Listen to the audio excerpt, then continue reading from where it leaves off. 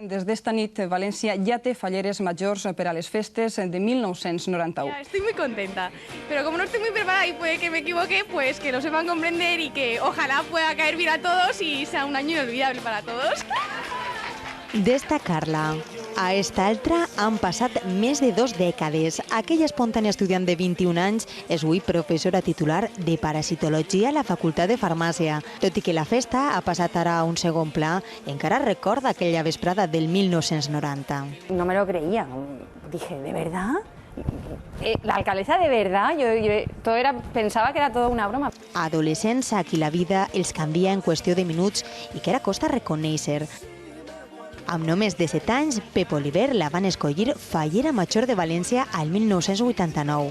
La moda me jugó una muy mala pasada en aquel entonces, que se llevaban los tupés y las sombreras. Pero bueno, lo aceptas, es así.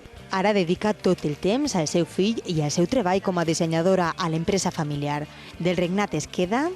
La gente es lo mejor y sobre todo el pueblo. El pueblo, el cariño que te da, sin esperar nada a cambio, solo porque eres la fallera mayor. Eso no se te puede olvidar nunca.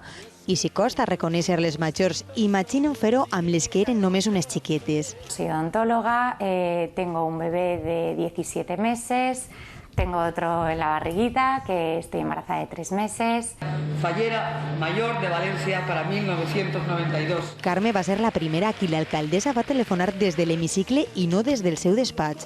Recorda que esa casa es va convertir en segons en un formiguer. Recoge la plata, recógelo todo, que no haya nada por en medio, que esto se llena de gente, que no sabes quién entra y quién sale, y que esté todo más o menos guardado. D'ací unes hores el telèfon tornarà a sonar. Felicitat efímera. El regnat els durarà 12 mesos, però el recordaran tota la vida.